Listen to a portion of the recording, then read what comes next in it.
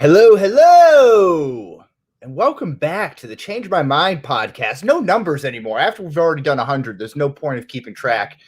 We are, of course, part of the hashtag Dork Shared Gooniverse, along with Geeks Worldwide Radio and Midnight.fm. We have seen the light, and boy, is it bright, my friend. We have lived our lives as animals running through the forest and come back to this world to wither away in our human forms. I am, of course, Wesley Sykes, and through the other side of the ether is the Dalai Lama to my Pope Francis, Mr. Nick Friar. Dude. No errors. No errors. Two back to back. It's not a streak yet. Can't call it. No, it's a trend. I'm trending upwards, though. It is a trend. That is a great call. Holy shit. This is. I don't know if it's because certain somebody gave you shit or because we're past the century mark, but I'm impressed. Yeah, and that's it. We'll keep the numbers to ourselves, but I don't think the people have to know anymore. I don't think we have to keep track. It's not, I kind of took to heart what Rossi was saying, is that we just press play 100 times and, want to give ourselves a pat on the back. So we took to heart what Jason Rossi had to say. Okay, so maybe that was my first mistake. He doesn't show with Billy D. Come on, which, by the way, Billy D was taking his, he's so proud of his roast and everything like that. You got him. But you got him great with that dating app line. That was a good one too. Disappointing women on dating apps since 2018. Yeah, the year is arbitrary. I don't know where that came from, but it's fun. It's all in good fun here. But Billy might be the roast master. My wife has been walking around with a very big head all week long. She is the funniest person in the household, and is not, letting you know it. Like every chance you get, there's a quip, there's a comebacker, there's a one-liner now. So she has confidence now. Yeah, she's always had confidence, but now we've created a monster, I think. Oh no. Well, Billy helped fan the flames with that too. So that's absolutely. Well, she knocks it out of the park. That's that. But Nick, for 100 episodes, I think this is a very fitting main subject that we're going to be touching upon today. Mm-hmm. And this week, of course, we're going to be discussing the Netflix docu-series Surviving Death, which is a 6-part series on what happens to people after dying. So take those edibles, rip those bongs, get ready, sit back, because things are about to get very, very weird, Nick. And I like to get it weird, get it started right off the tip. Mm-hmm. With an opening question. What is life? What is life? Is it an acronym? Because I watched it just popped in my head now after watching, what was that thing with Nicolas Cage, which I never talked to you about that. Oh, swears. The history of swear words. Yeah. Did you watch that yet? No, I have not. Okay, I'm curious how you feel about Nick Cage's performance in that. But there were a few words that they thought were acronyms or whatever. But what is life, Wes? Whatever we make it. Right? Fuck was one of them, right? It was thought to be one, but I don't think it is one. But life is what we make it, I think, in the end. That's the answer. Is it like a box of chocolates? But, do you think we're living in a simulation? Is this a real world? Is this a matrix? What do you think we have going on here? I'm going to tell you. That's the root of my question, Nick. I don't. Okay. I'm in the quarantine corner. I am going to get it. I'm going to mention something about simulation that you will find very interesting. I won't get into that part too much now, but I definitely have had those moments where you're thinking what is going on, or what does it even matter? Are we a marble in the pocket of space aliens playing tiddlywinks and marbles or whatever? Right, like that scene out of Men in Black. I know what you're exactly what you're referring to. Yeah, I'm pretty big into the simulation theory. If you're into the Matrix and that sort of thing, that this is someone else playing a game here, much like we follow rats around and kind of, or we have a bunch of sharks tracked with GPS trackers and we follow them around and see what they do. Or if you ever log on and played The Sims as a kid, I think it's similar to something like that, which is very bleak and probably flies in the face of my God guy label that I've been inappropriately labeled in our DSG. Yeah, church lady. What's that about? I don't even know where it's coming from, to be honest with you. I have no idea. But yeah, so that's kind of where I'm at right now. But we can discuss our theories on life and the happenings of that in greater detail a little bit later on today. But Nick, let's get to what's trending right now. All right. Well, first, Wes, I think I was right to be upset about Armie Hammer being cast, Why? potentially cast as Batman. It didn't end up happening, but I was right in the sense that I didn't want to see him cast as Batman. And look at what would have happened if he was cast as Batman. Apparently, he likes to his I'm trying to think of a weird way to put that he's a cannibal, possibly, but I don't know exactly how to put it differently than that. Yeah, no, I guess. Here we go. Here we go. When you say eating somebody out, he thinks it's a different meaning to him. Oh, I think you were right around the joke. I think that was that. I like that. That was good. Thank you. I appreciate it. Were you reading that from someone? Was someone giving you a cue card or something there? I had to really dig deep and come up with off the top of my head. I'm so glad your approval though means everything to me. Yeah, we're right around it. Like we're right around the launching pad there. So that was good. I think that this news, of course, you were very much against Armie Hammer and the rumors of him being Batman. Mm-hmm. I think this actually makes him an even better candidate to be the Batman. That he's like this mysterious, handsome, rich, debonair type guy who has this, very dark, deep secret. Okay, yeah, no, I can't. Why not? What's the difference? I think my point is that I think he could be able to apply the masks that he perhaps wears in everyday life to hide said deep dark fetish and be able to apply that into a similar role of which is asked of him to be the Bruce Wayne Batman character. You know what? That is a fair point, but I've also heard that sometimes, how the people are typecast, where like Mark Wahlberg, right? He always plays the same role. And sometimes it's because it's close to the personality the actual person in real life. But then I've also heard sometimes when you play a role that's too close to home, it's actually difficult for you. It's easier to go on the other end of the spectrum, the complete opposite. Like for example, Neil Patrick Harris. Now I don't know how he is in the gay community, but he's a womanizer in How I Met Your Mother. He's the only redeeming quality of that show. Obviously, he does not prefer the company of women and Harold and Kumar. Yeah. So there you go. It's like that. Like there's the Mark Wahlberg end of the spectrum, and then there's Neil Patrick Harris. I think he could do it though. I got faith in him. Maybe you just got to make sure you have a lot of ribs on set. It's just a lot of barbecue all the time. Is that what it was? His barbecue? Okay. Is it I think he talked about. I think he said one of his girlfriends had come out and said that he wanted to like rip out her rib and barbecue it. I think that was one of the. I think he took having deep conversations the wrong way. Nah, not as good as the eating out, but okay. No, stick with the eating out. Yeah. I'm going to stick with what I know, I guess. We'll put it that way. All right. So. Oh, wow. Well, you are what you eat, Nick, right?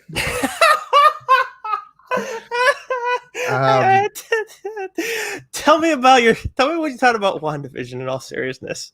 Well, yeah. So WandaVision, this is big news here, and because we have our new Marvel property for the first time in a year and a half, maybe more. Yeah, it's been a while. Yeah, Far From Home was the last one. Yes. Yeah. So this was great. We got 2 installments, 2 30-minute episodes on Disney Plus. I loved it. I thought it was great. I think we can go spoiler filled here.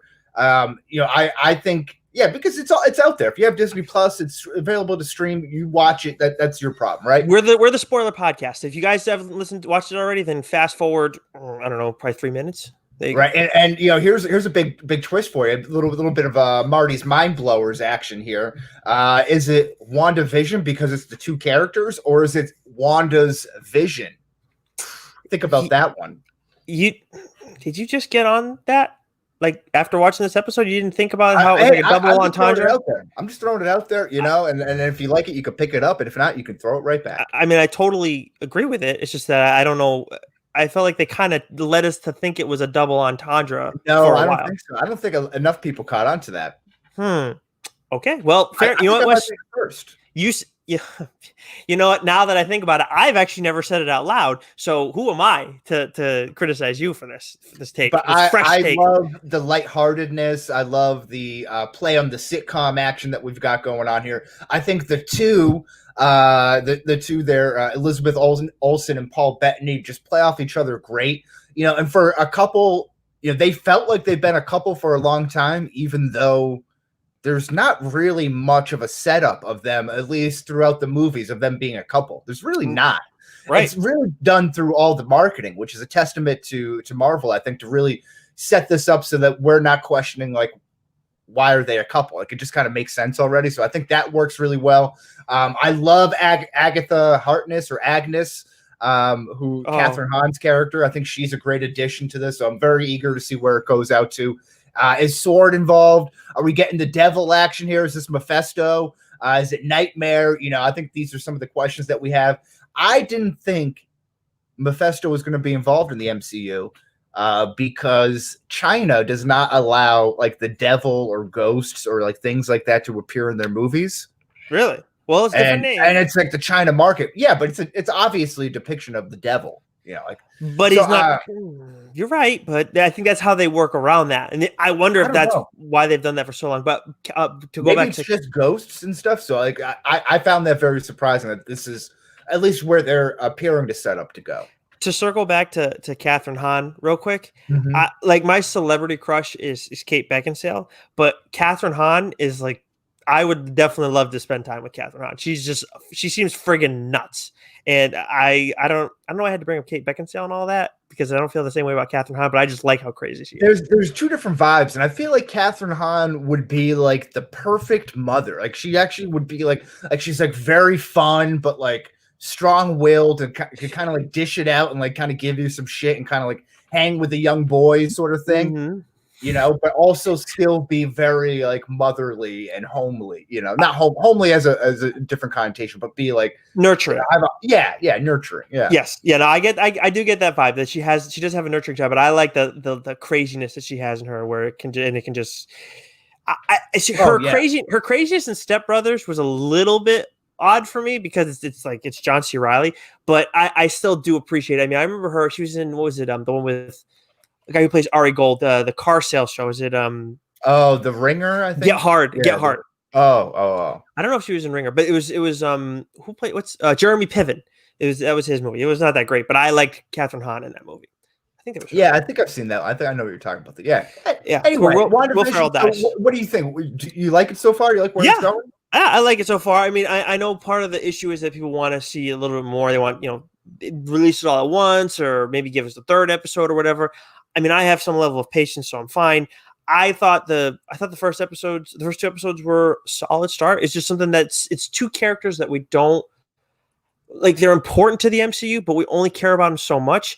And I thought, I think it's being so long since we got any Marvel stuff definitely helped it. And also Elizabeth Olsen has to play the character very differently because, like you said, it's probably hallucination. Vision's probably still dead, and she doesn't necessarily have to have that accent anymore. So I thought they did a good job. And like there's like some callbacks to other stuff like the Sokovia thing, and we see the Stark ad.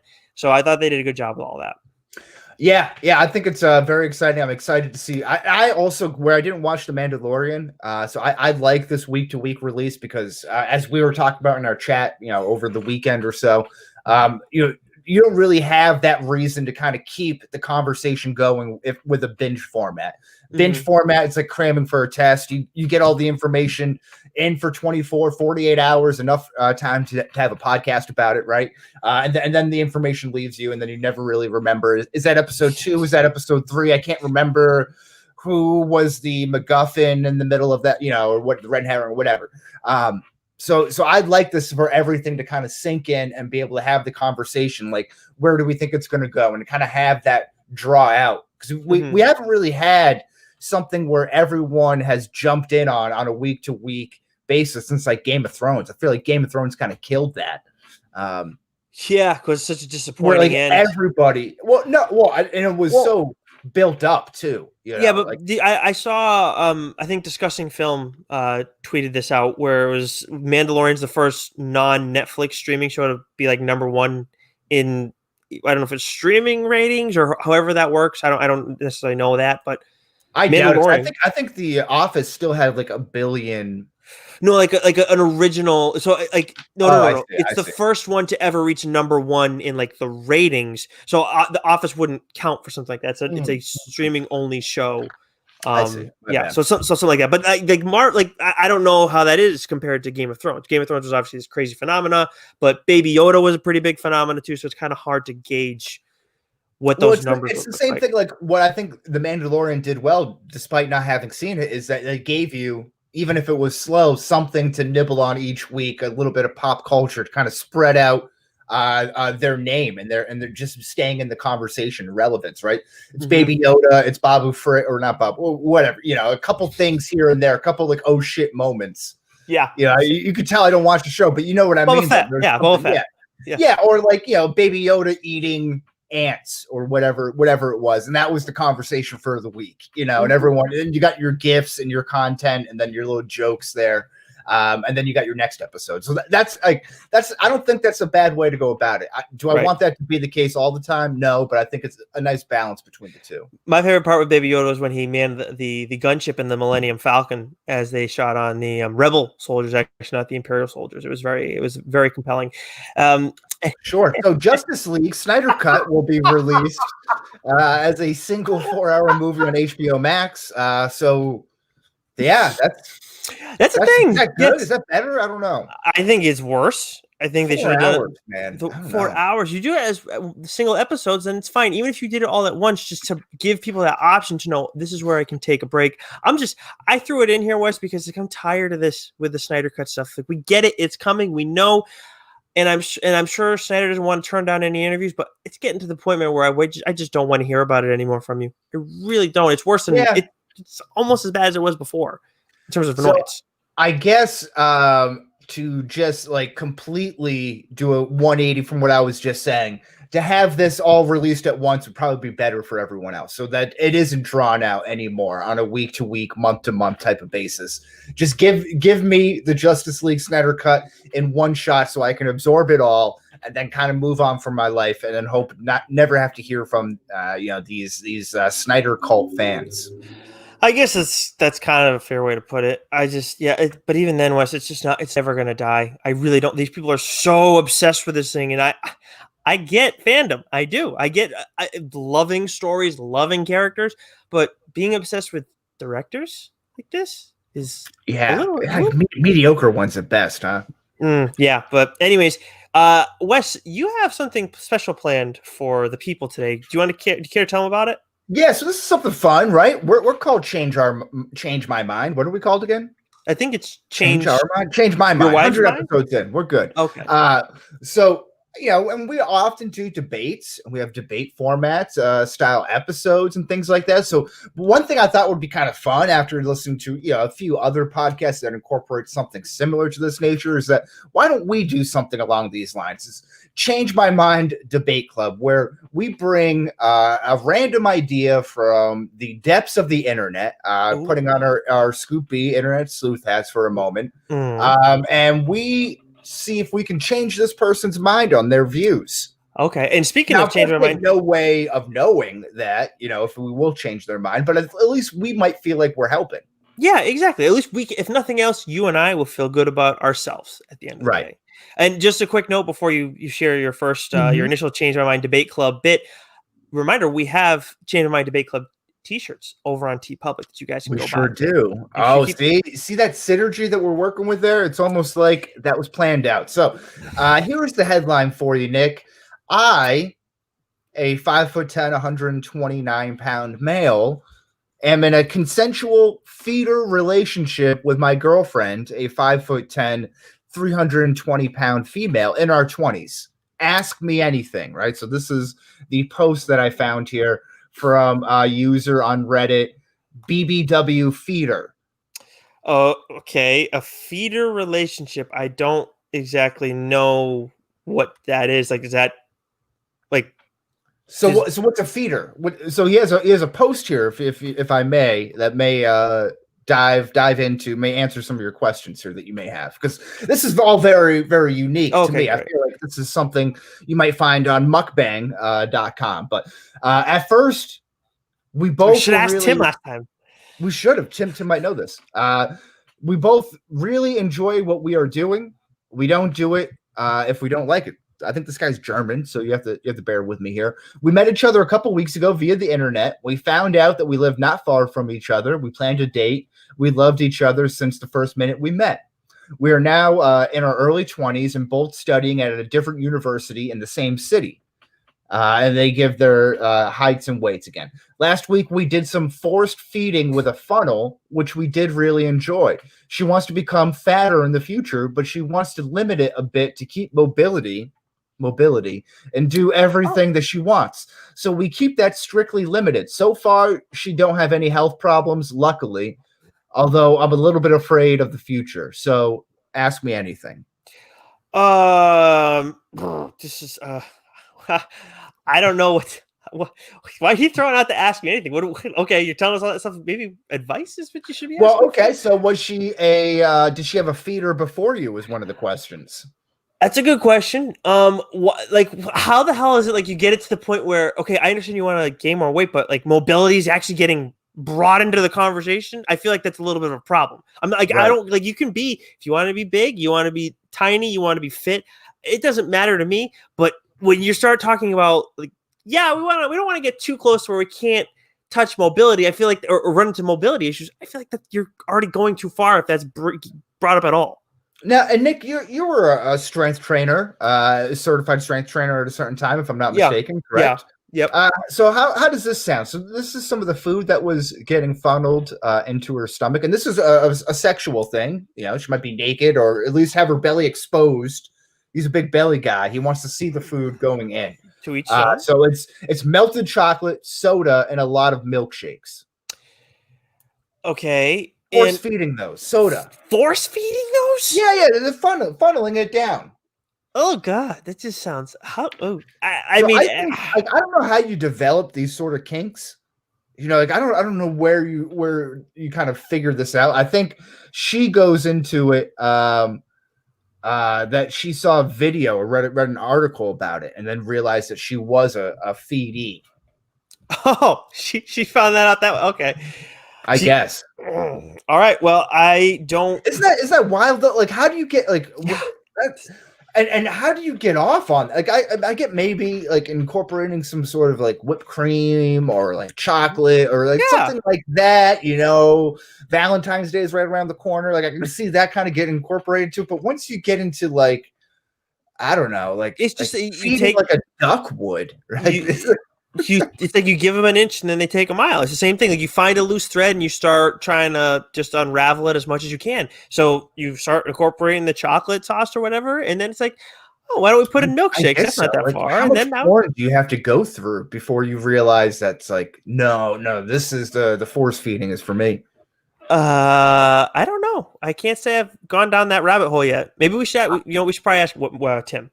We should ask Tim about that. I think a little bit of advice, if we could change his mind, I think he needs to watch Surviving Death on Netflix and maybe get some idea of an afterlife, because it sounds like this poor woman is knocking on death's door with every force feeding of malted milkshakes get down her gullet.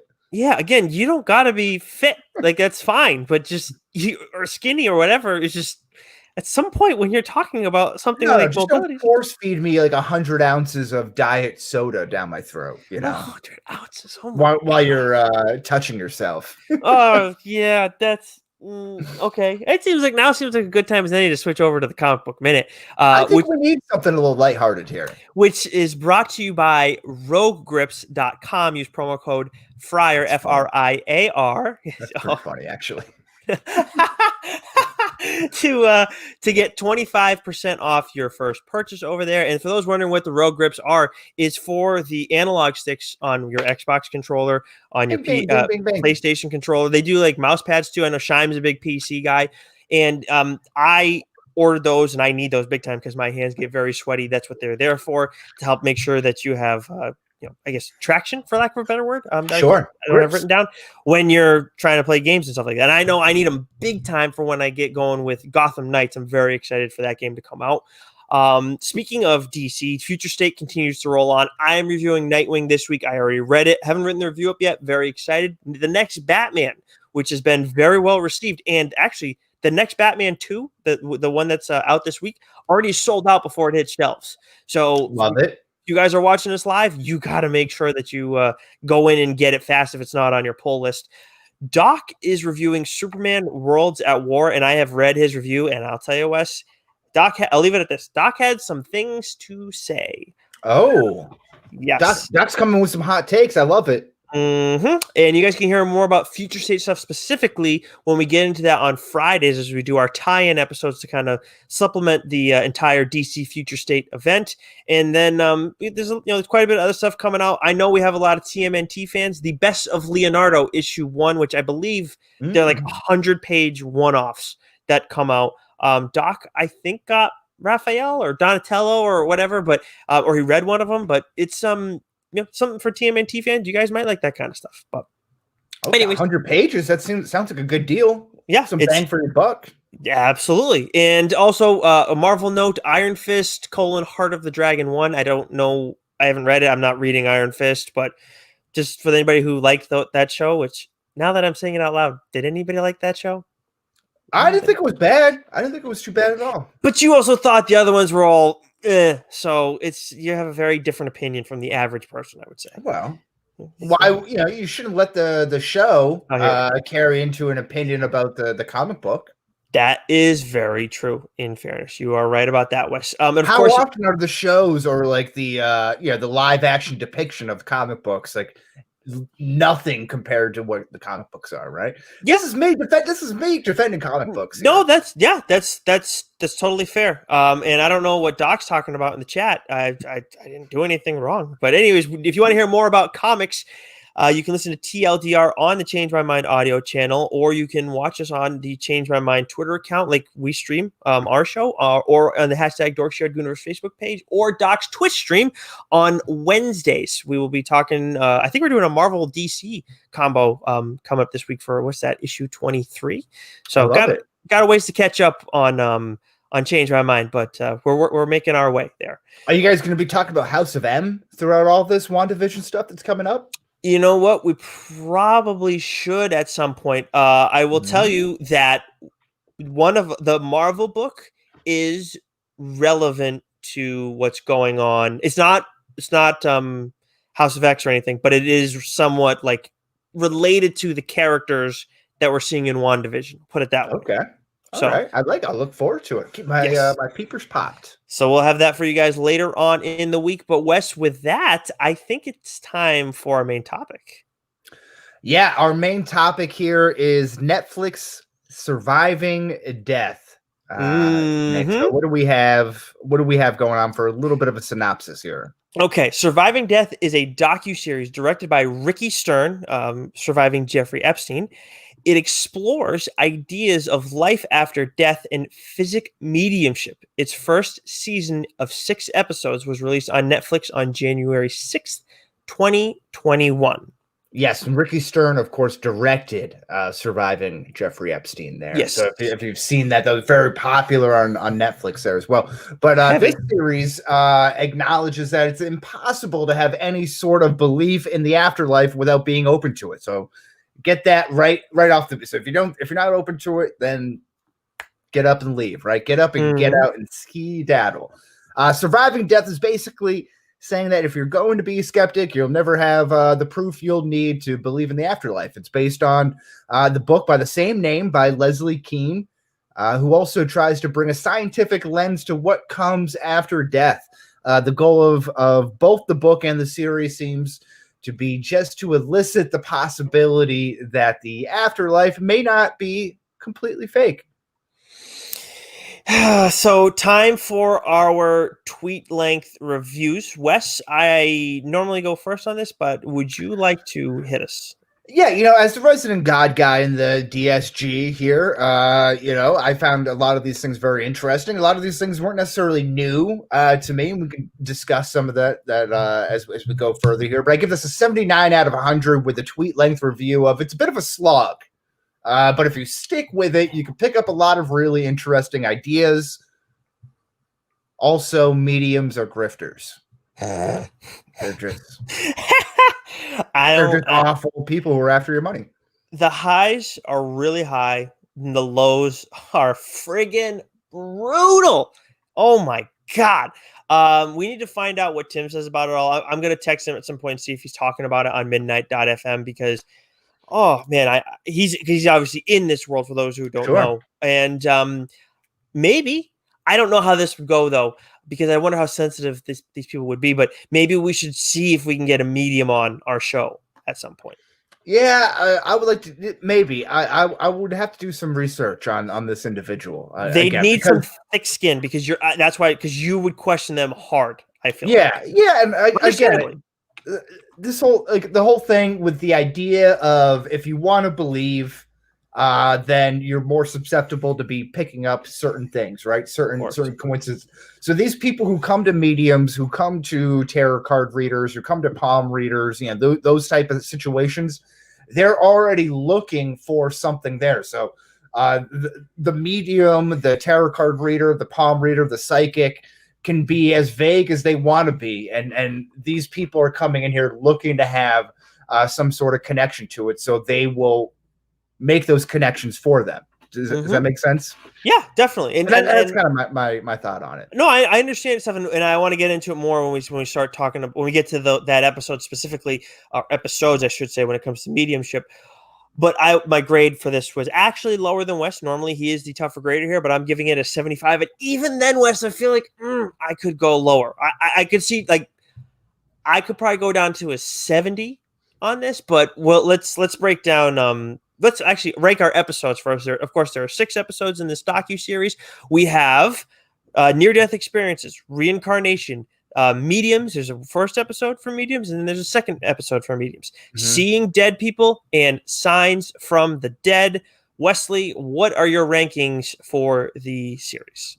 Okay, so from the bottom, mediums part 2, mediums part 1. Get them out of my face. When they are like, I'm seeing someone who was maybe an alcoholic in your life, and then they just pan to the person. They're like, no, no. And like you could tell, like the person's like, I don't want to hurt this medium's feelings. So it's like they're almost like afraid to say no. So the when they go to that like medium, like not consulate, but the group, right? That was very, very strange. Wherever like they looked like they were in England. I forget exactly where they were, but like on this.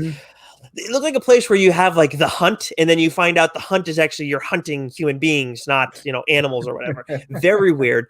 And there was that guy with, I don't know if he had a man bun or not, but he was very obsessed with his dad. Right? He's like, he feels like his dad's presence. First of all, I felt like they're telling us, oh, this is a medium school or medium like retreat where you learn to become a medium. Like, this guy doesn't sound like has any medium traits at all. He just feels one presence, which other people feel that too. Fine, whatever. Not a medium. And then when the interaction you're talking about, where the medium couldn't channel his father, he was channeling somebody else.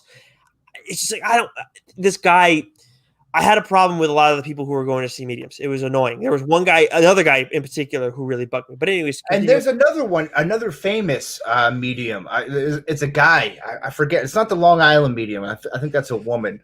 But it's a guy who had an earpiece in his ear, and they would, he used to have these like huge like specials on like NBC or ABC or something like that. And they would have all this like information of people in the stands, and they'd be like, did someone's husband die in a car crash? And they'd be like, blah, blah, blah. And it's like, was his name John? Like, what are the chances that there's a Nick or a John in the room? You know what I mean? Mm-hmm. Yeah. So that's where my skepticism kind of is. The line is drawn. But what were your bottom 2? Okay, so my mediums part 2 was absolutely the worst episode in all of this.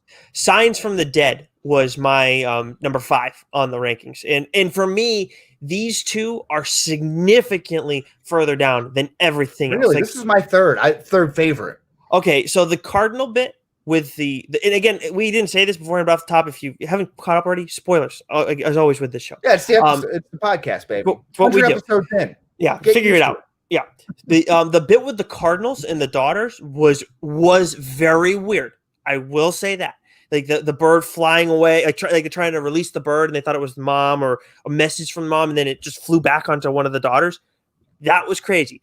But and the butterflies thing, in like New York, okay, that was wild, but I felt like a lot of it was just forced. The dimes and No, so the magenta painting I thought was very interesting. that's true. I With forgot like about the that. red, he's like, the father whose son had passed away, and he's like writing down his thoughts, and he thinks he might be communicating with him, or just being Oh. like not lethargic, cathartic experience, just kind of getting down his thoughts there. And he wrote down, "I am red." And then he gets this gift from what was it? His wife. It was I think a student of or a mom. parent of a student or something like that. Yes. She's like, I don't even know why I bought this painting. I don't know if you want it or need it, but I just felt compelled to do it. And then it gets into like the artist's reasoning behind it, and it's like it has to do with early child death, and it's like the aura that they give off is this like red magenta color.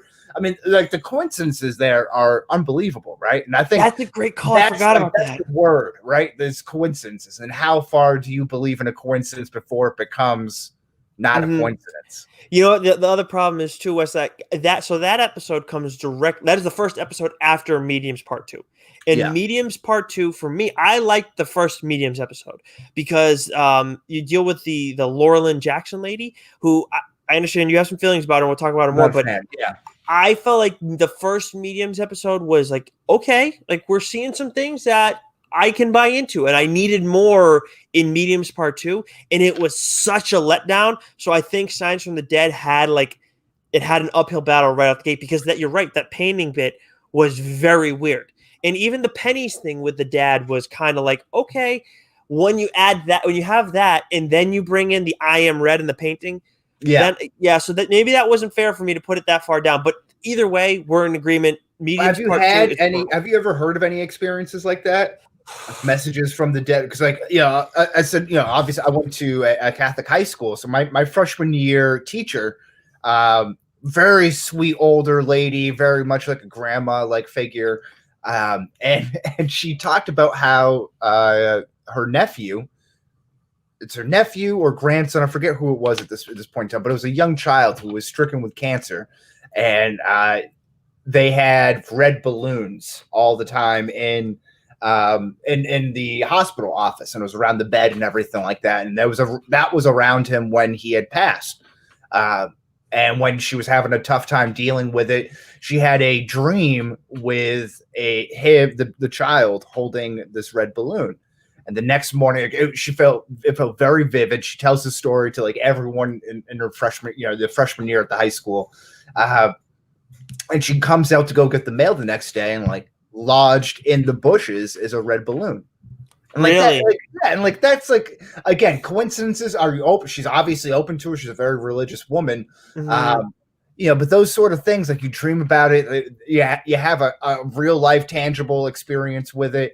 To associate it with beforehand, and then you have that, dream-like experience, and then you come out and you have the affirmation afterwards. Like, that's crazy to me. I don't know. And there was that red balloon thing also in the episode that in that same episode. And I will say the Cardinals thing, when I saw that, I was like, okay, the way that interaction was wild to me. Because the way the bird acted, but I had heard actually fairly recently, recently for the first time, about how cardinals, that is I guess an animal that tends to represent like a someone who has passed. And really? I'd heard that this past year, and from the person who I spent a deal of time with, like they saw, when I was with them, we saw cardinals quite a bit, and they had a relative who passed away, and they said, like, I believe this is that person. And I'll tell you what, Wes, in all honesty, I don't see that person much anymore. You guys can probably put some pieces together. I don't see cardinals anymore. So that is very weird how that happened. I saw them a lot when I was with that person. But it's also like a weird association, right? Like you think of a Mercedes-Benz, right? Like a black Mercedes-Benz or something, and it's in your mind. Maybe you're like researching it for a car that you want to buy for a future or something. Then you go on the road and you see black Mercedes-Benzes everywhere, the same make and model. It's that sort of associate. So it is more common in your mind. Like maybe when you were with this person, like you were aware of it more because she was, or he was talking about it or whatever. And then you don't hang out with them anymore. And then You're Yeah, I not mean, thinking about the Cardinals anymore, you know? that's fair, but I will say I've always been observant of birds because I feel like I always just see chickadees or crows, and it's like, what? Like, can I see something else one time? And that was the only time that it ever happened. And So, you grew up in the country. it's true. It is a fair point on your end, and it's not like it's the first time I've ever seen Cardinals in person, but that is a very fair point on your end. But in hindsight, now looking back at it, I feel a little bit better about my 75 grade. But like Mediums Part 2 did not do it justice because that was such a friggin' shit. But you like the first Mediums. I did like the first Mediums. That was my number 3 on my list. All and right. we can get to that, I guess, in a second. What's your number 4? I think we have the same one. Yeah, so I didn't see this one here. I just put this here because I hate the Mediums, and this is the one episode I didn't get to, but it has to be better than the Mediums. It's the Seeing Dead People. Okay. You know, I like the Sixth Sense, so you know, Haley Joel Osment, I'm all on board. But fill me in. Okay, so with the reason I have this one behind Mediums 1 is because of the one Laura Lynn Jackson in Mediums 1. I actually buy her mediumship. But anyways, with the Surviving Dead People, I really like this one because I do absolutely believe in ghosts. Tim has talked to us about ghosts before, and we had Chris Balzano on to talk about hauntings and everything like that. And maybe we'll do that again down the line because he had some really good shit.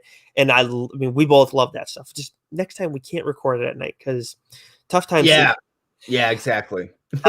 Anyways, so in Seeing Dead People, we open up with actually a paranormal investigator. I'm like, Tim, right here. That is what Tim does. That is his big thing. That's what Midnight Society on Midnight FM is his show, and that's where they talk about that's what he talks about often. And she goes and investigates this house. I forget the name of the house, but apparently a lot of people from famous figures from colonial time had occupied it, stayed there at some point, whatever.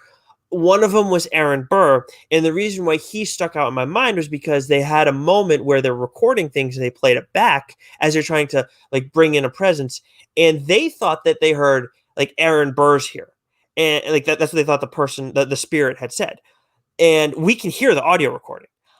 I don't think that's what they said. I don't think that it was Aaron Burr that I don't think any of the voice said that, but there was definitely a voice that communicated something. So unless the tape was doctored, it was like holy shit. So was there something? Okay, so like I was watching this a little bit over the weekend, finishing up some things, and I can't remember if I was falling asleep between Mediums Part 2, and maybe this bled over into Seeing Dead People. But there was something with like Tommy and like that was Mediums Part 2. Okay. That's like the dumbest shit that I've ever heard. Like that's when it completely lost me. So but I'm like hearing the different voices kind of go, and I'm like kind of like falling in and out of sleep. You know, like I'm like half awake, and I'm like, what are these voices that are kind of happening there? So we can circle back to Seeing Dead People in a second, but the person you were talking about is Nicole de Haas. I mean, that's how her name is spelled. I don't know if that's how she pronounced it because she's from the Netherlands or Switzerland, something to that effect. But Scandinavia, right? Great. So I had what was tough about her was the way she presented herself. Right, this is the lady with short hair. For those who don't know, she's the one we heard her physical mediumship and her trans mediumship examples. We saw the trans mediumship example. She presents herself so well. It's not until after the trans mediumship interview, that post interview, that I start to really question her. But she presented herself so well, and then it's like there's letdowns. It just didn't do it for me how I wanted it to. And the trans mediumship example was at first like, oh my god, she's talking about the green car and the restaurant example. Then you get the Tommy thing, which is really weird. And it was like, then we find out afterwards every single bit of that is on Facebook. And the way she's questioned about it afterwards, and she's like, no one's ever really questioned me before on like the things that I find and how easily accessible it is. And I was the person I was watching it with, like, she was like, how has no one ever questioned that?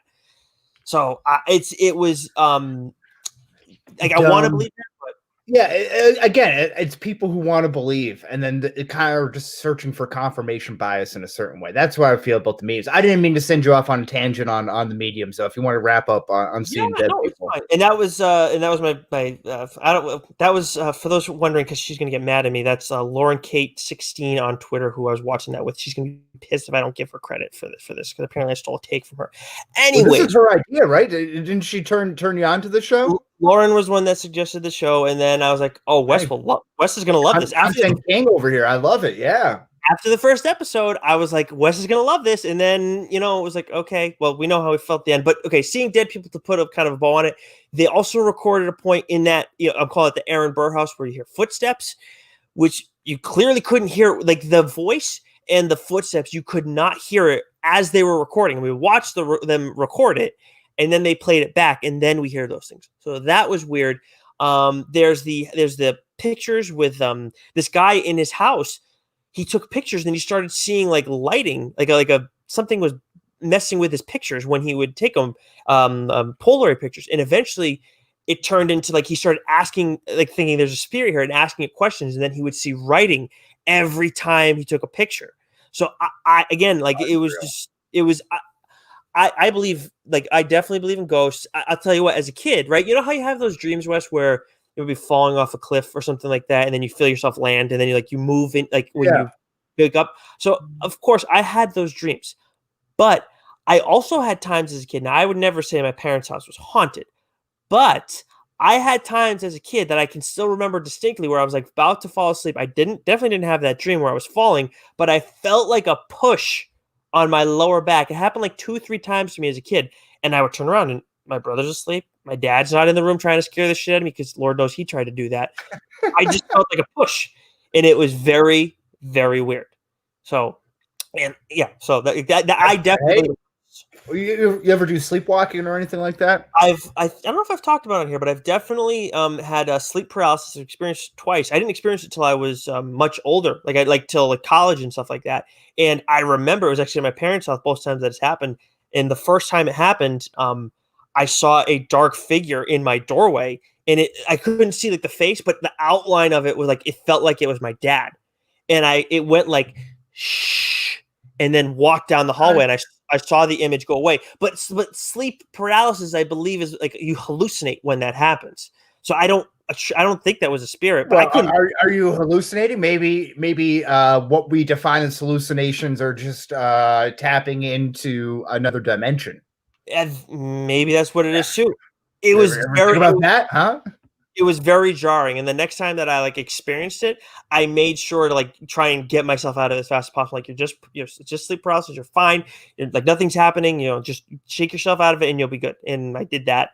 But it's like, you can't move. Like, I'm like, my eyes are open and I can kind of move them, but I can't. My body's just stuck. It is a very helpless feeling. Oh my God. That gives me the heebie-jeebies. I got chills. Yes. So I talked about messages from the dead. That was my number 3. Your number 3 was mediums. I feel like we discussed that a little bit there. So anything else you want to touch on mediums? 2 things with mediums. We have Laura Lynn Jackson, who's the blonde lady, and I am surprised that you don't buy her stuff, because she was very good with a couple little things where she had the woman who had the thing from her daughter. And then she had that Mike Anthony guy who was the friggin' worst. We saw so much of him. So I think my thing with mediums, and then even with ghost shows, I totally believe in ghosts and everything, but I think the opportunity to rig the system is so ripe, especially for television. Like, I would need to have these experiences personally to verify that those what I'm watching is true. You know what I mean? More so than the reincarnation stuff or the signs from the dead or some of the other things where these are personal experiences where it feels like they really have nothing to gain. Yeah, and that's totally fair. And I know we have a lot of guys in the DSG who can get critical about certain shows because of expectations that they have for certain properties. Look, Mac's obviously the leader in the clubhouse when it comes to that stuff. No. But with you and I, for this is a real life thing. So you and I believe in this kind of stuff. So we have expectations. So it's real life. So that's why we both walk away from it a little bit frustrated with how things are done. Because again, there are some good moments in these episodes, but there are a lot of low points. And with the mediums, it was really bad. And that Mike Anthony dude who has his dad has passed away. Some of these people, everybody grieves in their own way. But that Mike guy, it was really annoying because he's getting some legit stuff. And it's he's like, every time I find something that like leads me to believe, like, oh yeah, he is actually here. But then like my skeptical brain is like, no, my logical brain, like, you just want to be stuck in this like a friggin' hamster for your entire life. You just keep running and then that's it, and have no purpose to your life other than that, because you can't just acknowledge that your father has passed away. Like, it's just sad. It is kind of sad, right? Because at a certain point, while you think it's like you have these experiences or whatever it is, like you want to experience those, but you also just want to like move on with your life. Like I'm sure whoever you lost or you think you're making contact with wouldn't want you to be obsessed with them for your time remaining on Earth. I 1,000% agree. Now, we have, I think, our last two episodes that we haven't mentioned yet are we have the same 1-2 but flip-flopped. Yes. So my number 2, your number 1, near-death experiences. It's the first episode here. A lot of good stuff. It really does a good job of pulling you in right off the bat.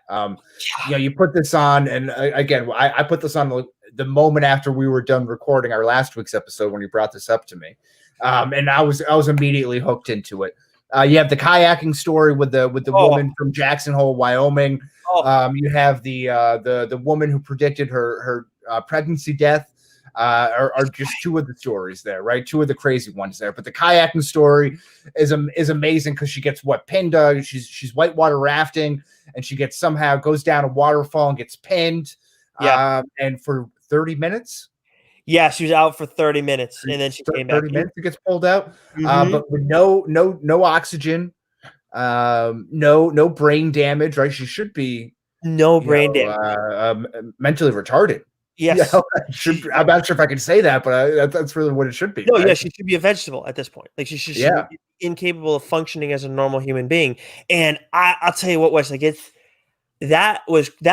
you guys haven't watched this and you're just waiting to hear Wes's and my opinion, these are the 2 episodes that you should watch. The other ones, there's like a lot of holes in them. There are some good moments, but I'm telling you, speak to you personally. I think across the board, near-death experiences, reincarnation hits home for everybody. Absolutely, the 2 best, and it's no shock that it's the first episode and the last episode, because some people are gonna, it's like I started good and it ended good. I'm okay with that. But yeah, the woman that you first meet, where she's like, I died, like, and she was dead, and like I experienced all this stuff, whatever, and she was definitely freaking dead. Holy crap! And then she actually was told her son was going to die, and he died very young. Yes, yeah.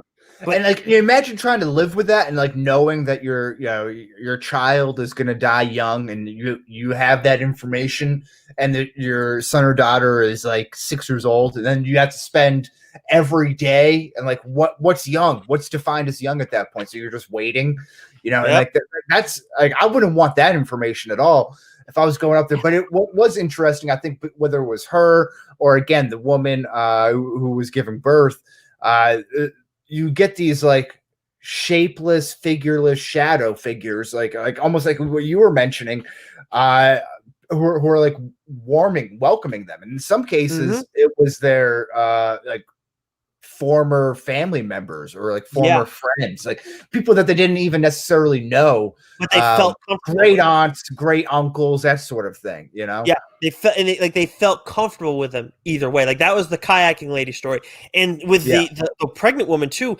I blanked on her initially because she was the negative example of it too, and hers was outstanding because she died, but she could still see in the room. It was like an out of body experience, but at the same time she was dead, and there were people there. Like they had her pulse, and she was like she flatlined.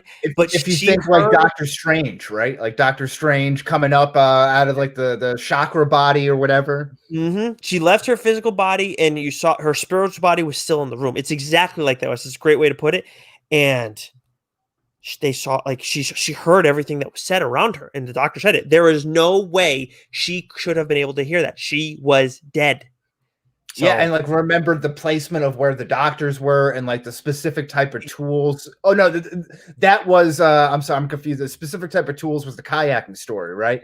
With like they had to like saw into her brain or something like that. That might, I don't remember. Said, I described, one of the tools as a electric toothbrush, and the doctor was like, I would absolutely describe it as an electric toothbrush. That was a different woman. That was a third woman who also kind of I think that was okay. I didn't go back to confirm this, and I'm pissed at myself for not doing it. But that video was like an older one, like it looked like it was straight out of the 90s, and it looked like Laura Lynn Jackson. I thought that was her, and then we saw her again in the media thing. I could be wrong, but she looked just like her. But yes, you're right. That was another one that was very weird. The pregnant mom who saw her own death coming, she repeated where the doctors were standing, and I believe repeated some of the stuff that was said. So oh my God, this can't be happening, or something like that. Right? She said, I think the one who called her death. I think that was part of it.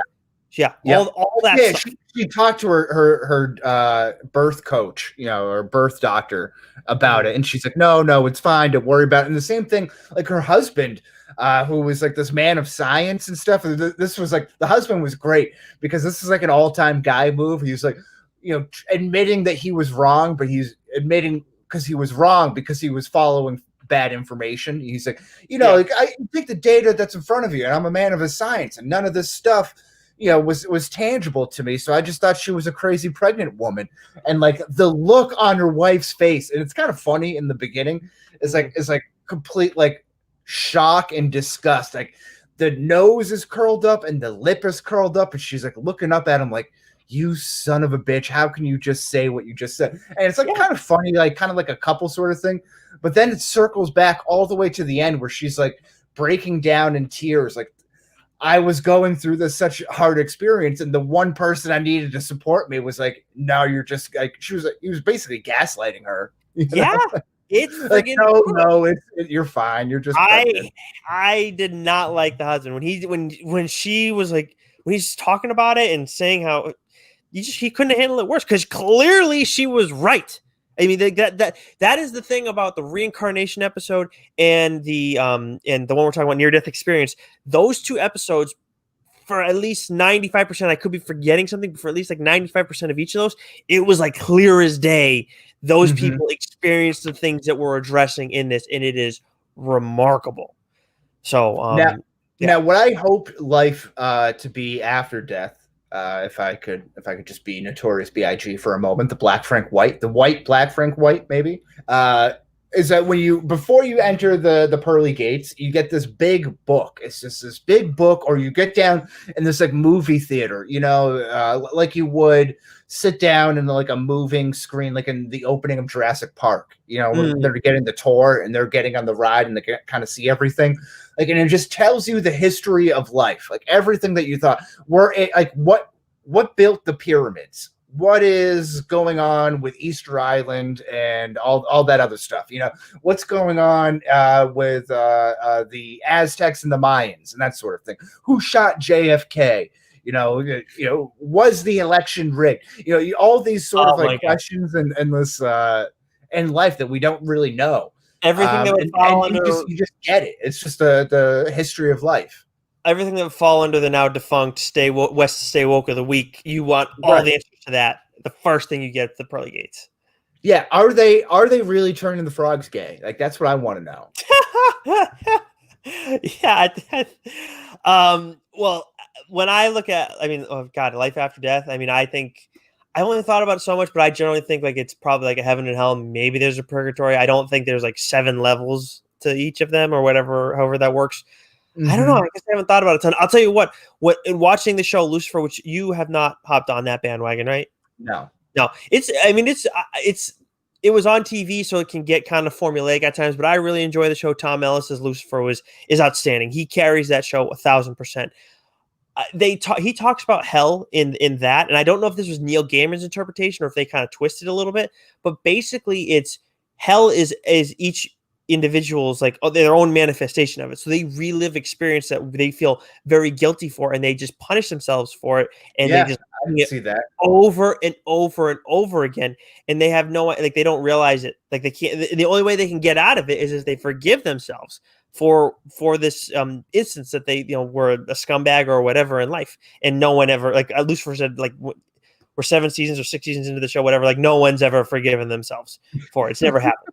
So Yeah. Well, more people need Christianity in their life. That's the religion of forgiveness. I guess. Do you think if you had near-death experiences, like if you had a near-death experience and came back to life, like that has to be you watch Rick and Morty, right? No, I don't. Oh, there's this one scene in Rick and Morty where they talk about finding true level. Like, Morty's using like a little like liquid level thing to see if what he's building is flat. And Rick is like all pissed at him. And he's like, you want to feel what true level is? Let me blow your mind. Give me an hour. And he makes this thing that is really like flat, like truly perfectly symmetrically flat. And Morty steps into it and has like an orgasm. It's like this like perfect euphoric feeling. And then he steps out of it and he's like, the world is crazy. And like, I can't take it anymore. Like that throws the whole world off balance. Okay. So like, I think that's what this could be here. Oh, okay. That's all right. Maybe I don't really have a good answer to that. Shit. This is the kind of this like the near death experience stuff. Like, could you imagine? I can't imagine living with that. That's the thing. That's what I mean. And then you could just come back to life, and it's like the world is so shit, and you have this like great euphoric feeling for a minute, 2 minutes, 3 minutes, whatever, and then you have to just come back to your like horrible, shitty existence. Yeah, and it's like you have to live. It's kind of like shitty, right? It kind of sucks. I mean, but in a way, see, I think it in the end, like it's kind of what you make of it, don't you think? Because if I knew that, like, it's a guarantee. There's a heaven, no question about it. From this near-death experience, yeah, it might be tough to live with, especially because you probably can't share that with a lot of people because they're gonna look at you like, did Nick decide to pick up heroin or something like that, or acid, shrooms? So, but if they knew you just came right off the deathbed, like, right? But either way, I would know, so I could probably live my life a little more comfortably, knowing like if you're a good person and do right by people and all that stuff, or at least that. Okay. Then you're fine. It's a lock. But it would definitely be weird to know, like, to have that kind of knowledge, because that's some next level shit. That is some next level shit, man. How do you think you have the answer to life's biggest question? Like that is the biggest question. How do you think you'd respond to it? I think it would be exactly that. Like I think what you said is a pretty spot on, that you would have a confirmation that of what you would have to do in order to get back there or whatever. But again, I would be really depressed. Like it'd almost be like going through like immediate withdrawals. Like that's what I was curious about. That's something that's tough because like you don't. That's something you just can't know. But you're probably right that you'd run into that a little bit at least.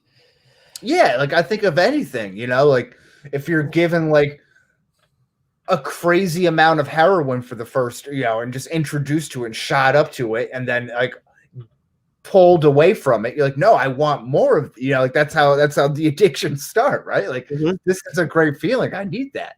Yeah. So that is something else that I don't know how I'd respond to that, because you're also not dealing with like a drug, but it's such an amazing sensation. So, and we're just human, right? At the end of it all. Yeah. But that's my number one episode, your number two episode. We haven't even gotten to your top one and my number two. And honestly, they're very much so interchangeable that just the near-death experiences just hit me a little bit differently. Reincarnation was an outstanding episode between the pilot kid and is it Marty Marin, I think, right? Yeah. So the one that really stuck with me with the reincarnation was when she was referring to it was some kid, right? It was some kid that she was taken to a park, and the mother was driving her kid back from the park, and she's like, the kid's like, I miss going to the park with my old mommy, and like the mom plays along. She's like, what do you mean? He's like, my mommy with the nice hair.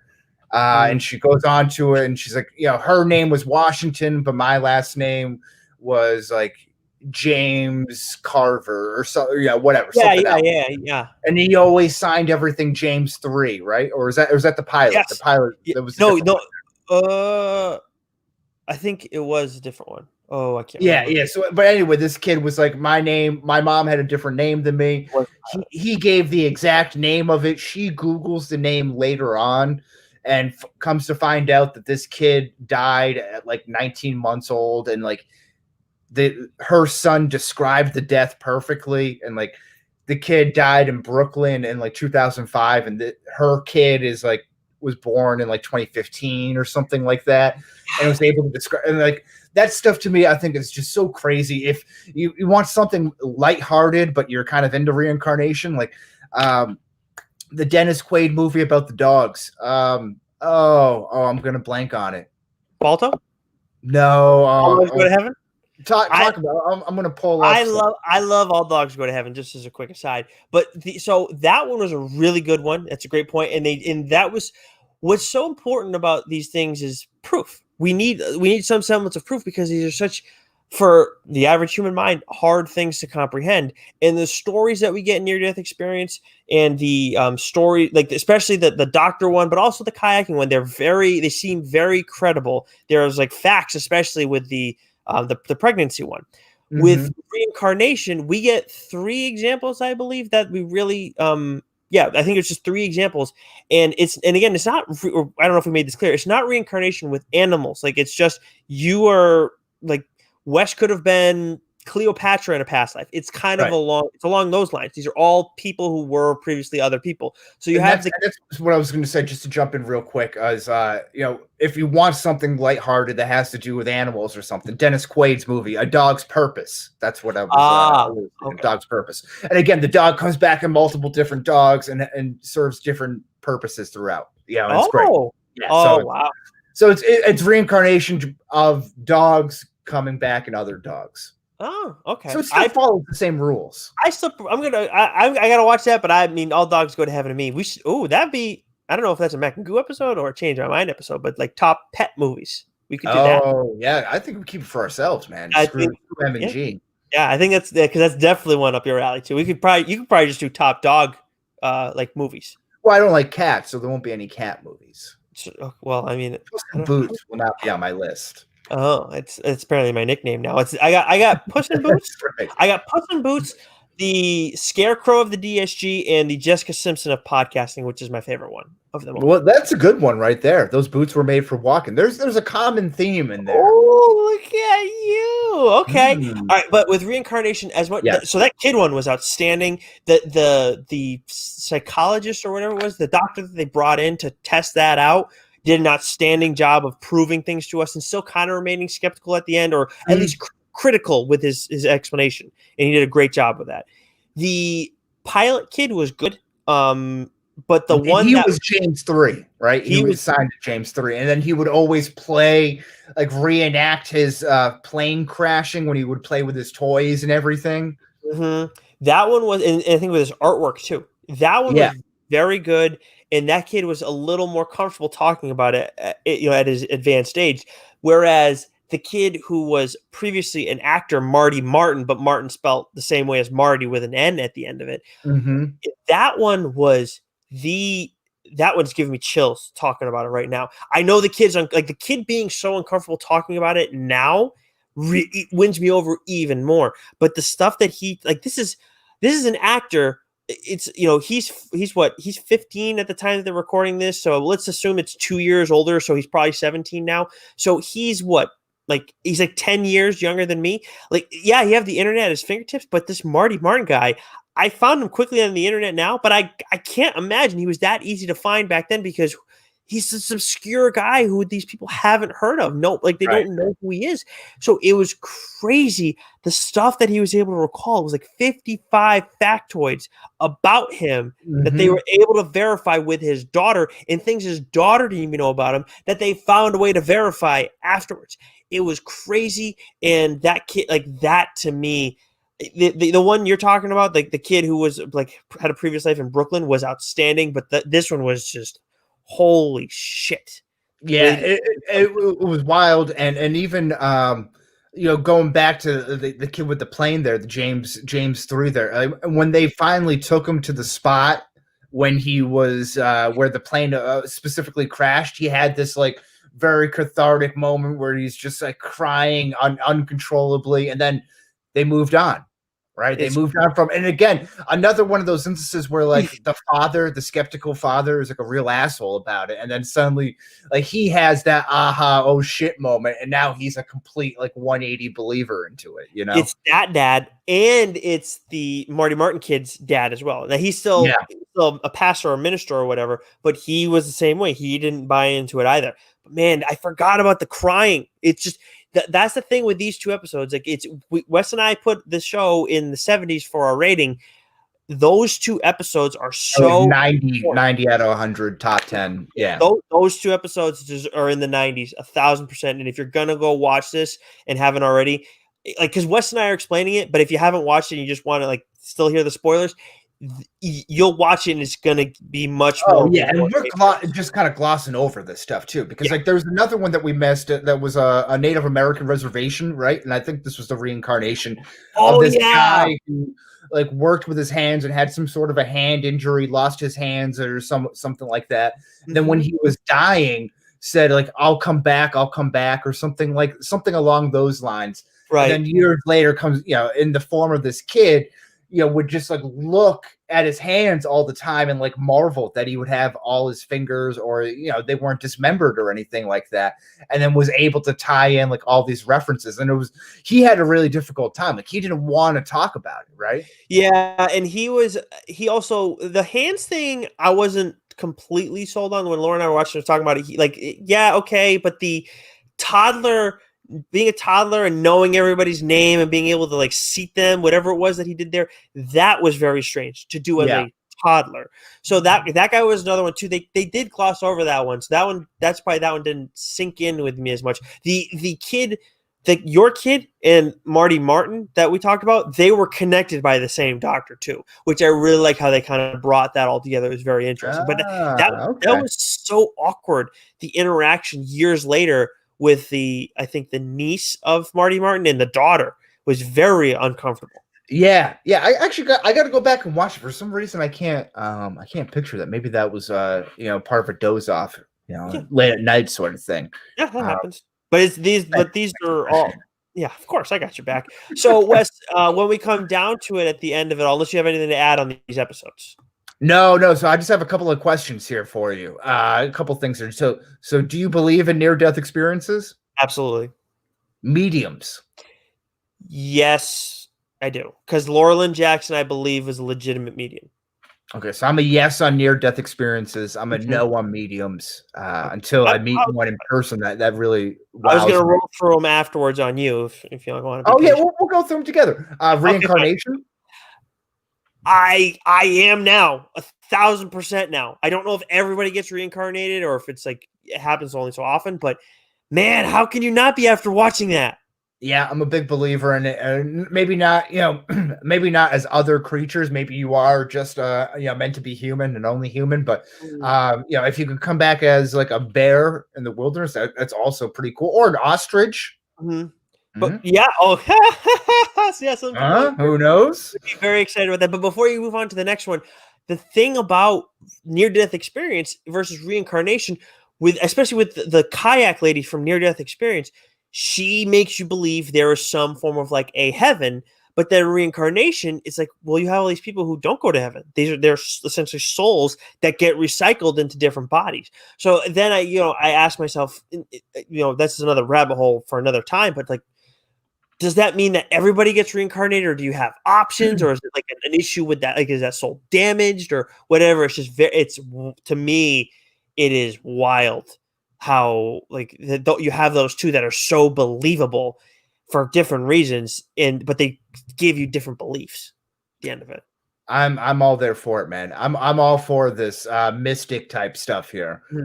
What about tarot cards / palm reading? I actually I went to the random flea market once, and there was like this psychic lady or whatever there, and she looked very very credible. Yeah. But she complimented me, like said, "Hey, handsome," or something like that. And then I was like, "Oh God!" Like when someone does that, I feel like I have to be nice to them. And she like, is that all it takes? yeah, exactly. Well, Compliment you, and then like you'll do whatever they want. I love it. she asked me to. She wanted to read my palm, and I thought she was doing it at the kindness of her heart for some reason, like a fool, excuse me. And then I had to pay her like $10, and then she like, yeah, of course, wanted 20, like I can really dig in. I was like, no, just do the 10. Like I have to save this money for something else or whatever. And Nick, is this really a story about your first experience with a prostitute that you're just masking with a tarot card right now? no, but you talk about this is how it works with prostitutes, right? You think like a girl's picking you up, and you're like, wow, she's really into me. And then you go back to the hotel room, and she's like $200, and you're like, oh, I'm dumb and poor. Is that how it works? I can't. No, I only spent $10 on this lady, so I mean, it's okay. And again, hey, all I remember is getting my palm read. So unless it's a double entendre that I don't know about, you tell me, Nick. I don't know. It was, but she didn't. She was very general, like you kind of talk about, where she's like, I had just broken up with somebody, and she like found a way to hit on that. And, like it's going to be okay. It's going to work out. Yeah, but she figures like a younger, good-looking guy who's in a relationship or probably just getting out of one, like yeah, she figured, yeah, so she was, yeah, exactly. So with this one, I mean, if mediums do palm reading and tarot cards, then maybe, but I'm kind of out on those. Yeah, I think there could be. I know my mom's really into tarot cards and like palm readings and psychics and stuff like that. I know Julia's mom was too. So they really bonded over like a lot of that stuff. Not for me. Again, I think it has a big grift factor into it. Mm-hmm. Yeah, I'm there. Now, how about astrology? Yes. So I look at astrology like chocolate. Okay. So there's a lot of junk gas station type chocolate out there. There's a lot of junk gas station astrology out there that may be fun to kind of have a little snack here and there. That's the stuff that you're going to find in the newspapers and general stuff that people subscribe to, your daily horoscopes, that sort of thing. But I think there is like deeper levels of astrology that go into far greater readings and stuff like that. And I think that the location of the stars and the moons and the planets and everything and the alignment of things definitely do affect us and life and things like that. So yeah, I think they do. I don't read so the astrology is a horoscope, right? Yeah, okay. It is, so and it is. That's what I mean. Like that seems very vague, though. But like the titles for astrology, like what is Libra's the one with the scales, right? Yeah, so you're like a September, October, right? Yeah, I'm early October. So it's the one with the scales. I believe that's Libra. Like they're about like being balanced and all that kind of stuff, right? The explanation for my sign or whatever, astrological sign or horoscope, whatever, is the general explanation is very accurate. So I do buy into that. The daily ones, mine is too. Yeah. So I don't read the daily ones so I don't know about that. So I'm like, but there is a theory that astrology was nothing more than a calendar for people who only had the stars to go by. So when like early civilizations, so they look at like I'm a Virgo, for example. So the Virgo it depicts a constellation of a woman with like wheat or something like that, going to like make the wheat. So in August, you harvest the farm, right? So that's when you do it for the end of the year. So you're going in to collect all the wheat and make all the bread and everything for the rest of the year. So there's other things that kind of like that kind of point to like when you plant your seeds, when you kind of start to do that, because there's no real calendar or sense of time. Like these early civilizations that use the stars. Gotcha. Okay, I haven't heard that. That's like another way of looking at it too. So it's like it's pretty interesting stuff. I agree with your general concept of like astrology. There is something to the planets and the stars and all that, but I haven't looked into that as much. But I definitely would say like if I'm picking one side or the other, yeah, sure, I buy into there's something to astrology. Okay, so here's a fun one here. This is something I've recently read into, and it ties into astrology a lot. I just dropped my pen. Numerology. Any familiarity with that? This one is the one I know the absolute least about of the ones we wanted to hit on. So I have a definition pulled up for those genres. This is, of course, from Wikipedia, the most credible source that there is. Numerology is any belief in the divine or mystical relationship between a number and one or more coinciding events. Yes, this would be like so every number reduces down, so that is 1 through 9. So anything after 9, with the exception of a few certain numbers, get reduced down. So like 23 would be reduced down to 5. Oh, really? You know what I mean? Yeah. So it's like, and it goes down to like birth date. You know, the day that your birthday. So say you're born October 5th, 1990. You add 10051990 up, and that's your total number to a singular number. Okay. But the idea is that these singular numbers have energy and power that corresponds to them, and they all mean something. So, for example, 8 is supposed to be the number of money, but 28 is one of those numbers that don't get reduced down. So it doesn't make 10 to 1. It just stays at 28. That represents wealth.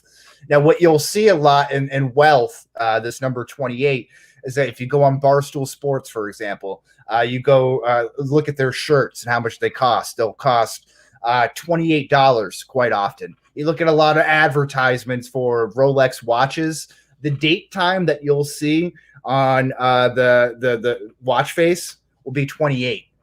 Get out. Yeah, the day. Yeah, not all the time, but a good amount of time. If you Google search it, you could. That is nuts. Right now, it's pretty interesting because it's supposed to attract wealth. 8. Yeah, so 8 is like that symbol of what am I? Infinity, right? Okay, infinity on a vertical level there. So it kind of attracts one another. Like that's the kind of idea. Okay, so the only so I didn't know that there were defined ones. All of them, I know I've heard. 6 is supposed to be like family oriented. 5 is supposed to be law and order or something like that. See, I saw 6 was the sign. I always look at 6 as like the sign of the devil because 666, of course, was it the right? Yeah, so a lot of these things like right? Yeah. 6 is the mark of the beast. So that's the sign of the devil, and then 7 I thought was like lucky number or the sign of God. Lucky number, but typically it's not. That's a trick casinos want you to think. 7, not that lucky of a number. Wow. See, people say 5. I'll be there in 5-10 minutes. I usually say 7 minutes because that's shit. Yeah. Now it's a bad number. In 13, I hate 13. It's a bad number. I just don't think it's associated with luck and winning like it has been.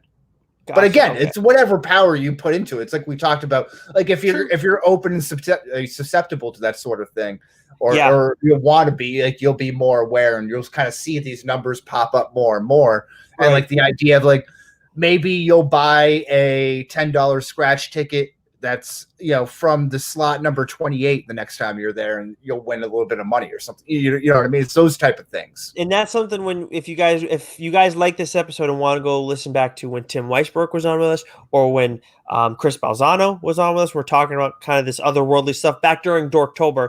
We like Tim's big thing is with ghosts that he more so thinks it's stuff that's manifested by our imagination and being so concentrated in one specific area, whether it's a house that like people live in, or a workplace, or like hospitals and mental facilities. Those can be like there's a lot of tension that's there, and that's what brings about spirits. He's big into that's where that kind of stuff comes from. It's even different. It was along the lines of what Wes is talking about, but kind of different from what I necessarily think of when I talk about ghosts and all this kind of stuff. But I think it's all on the table. Yeah, it is all on the table. But I think that those 2 episodes that we talked about the most were outstanding. And we could obviously talk about these topics for like hours and hours on end, you and I. Oh man, it's a great life conversation. Like I said, hopefully the edibles have kicked in to the whole point throughout this point of this conversation. And you can, just kind of be a launching pad for you to maybe dig a little deeper into esotericism. Esoteric. Not terrorism. No, we do not. No, esotericism. Like that sounds like I don't know, some cool form of fun terrorism. Like, that's not what Ecto-terrorism. I'm saying. Yeah. Ghost terrorism. There you go. Yeah. That's what we're going for. All right. Eco-terrorism. Yeah. Oh, yeah, not okay. All right. So that No. brings us to the quarantine corner, Wes, and I'm going to kick things off as I Yeah, usually I do. got nothing. So this is just you here. Oh, you got just a normal, I got nothing going on. Okay. Well, you're going to have something going on, Wes, because I found along these lines, I found again, something Lauren recommended to me. Again, God forbid I don't give her credit. This is a YouTube channel, Kurz Gesagt. It's like a German channel, I guess. Kurzgesagt for those listening at home. Yes. But it's spelled, yeah, right. That was the phonetic spelling in there. All right. Anyways, one of the episodes called The Egg. There's another one talking about simulation, which is like, are we actually in a simulation? And then there's something about loneliness, which was a slightly different turn, but I think a valuable thing for people to maybe watch. But The Egg is more about reincarnation, and then the simulation is about what you hinted at earlier in the show, like where you think we actually live in like a computer program or whatever. I love it. I didn't like the simulation one as much. I'm like, if you're going to tell me we live in a computer, Matrix, I can buy into more so than like what they kind of talk about here. We're all like free, like Ryan Reynolds' character and Free Guy. And like that.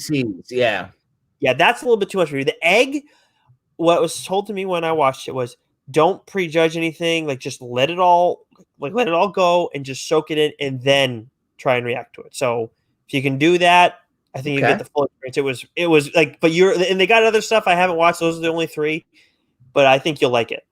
I'll definitely check it out. Now, my question for you is, Nick, after doing this episode, are you going to be randomly selected for a drug test now? Is that what's going to be happening? Oh, what? Why would I be randomly selected for a drug test? I don't know, man. You're talking about simulation theories, eggs, reincarnation. You're coming up with all these grand ideas now, Nick, and it just makes me wonder. You might be randomly selected. I'll tell you what. You bring up that people in the DSG like story time. I'll give you a quick one. So in college, right? As I don't know if this goes across all divisions. So pardon me if I sound like I'm bragging here, but for Division I athletes, we get randomly drug tested at any point in the year. And at Northwestern, it could be our school wanted to drug test us randomly, or it's the NCAA that wants to drug test us randomly. And I forget what summer it was.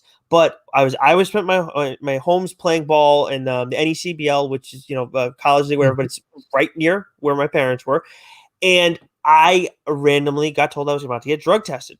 So a man and a woman came to my house to watch me pee in a cup, and it was very, very weird. And the woman left because I normally was fine with these things, but this was very uncomfortable for me.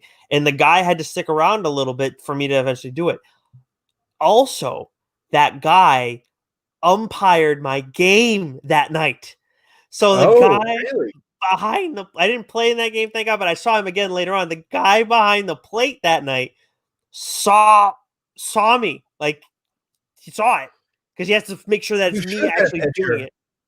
I wish you had pitched that day. You would have known what he thought of you, but based on his strike zone. Yeah, you're absolutely right. But how weird is that? So that I think maybe he's a little intimidated. You had a real small strike zone that night, Yeah, or maybe he looks at it at, I'm gonna let you know how I feel, like what you brought to the table, and it's gonna be reflective in the strike zone. Okay, could be that too. So either way, that was a weird experience. Hang down your knees, right? Just below the knees on the strike zone. Yeah, exactly. Anyways, so what's going on this week in the DSG West? That seems to be the $1 million question. I'm not really sure. Mac and Goo seems to be searching for episode ideas. I'm not aware of what Dork is doing. That is more of our issue than their issue. Yeah, I don't know what's going on with them. They may have said that what their episode is. I'm not sure. They'll probably rip Rossi at some point. They're probably going to do story time at some point, and then they'll get into topic du jour with like 20 minutes left and only talk about it for 10 minutes. Right, which is kind of what we have been doing. 30 minutes in, we get to the main topic, but we aren't held by the shackles of time. Exactly. So it's a little different. But anyways, and then what about the People for Communism podcast?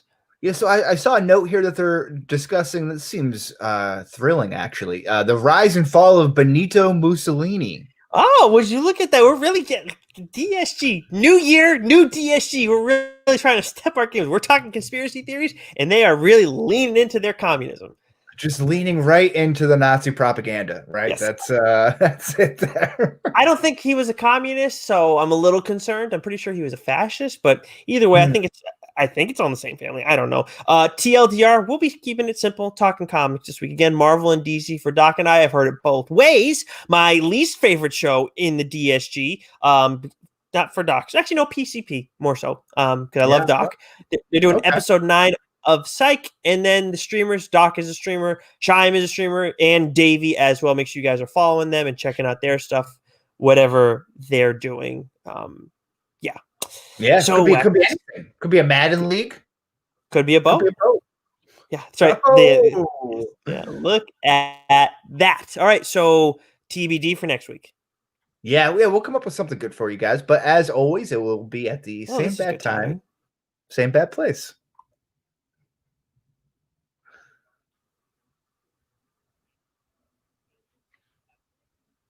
Oh, I think Nick is free. Oh, we'll end the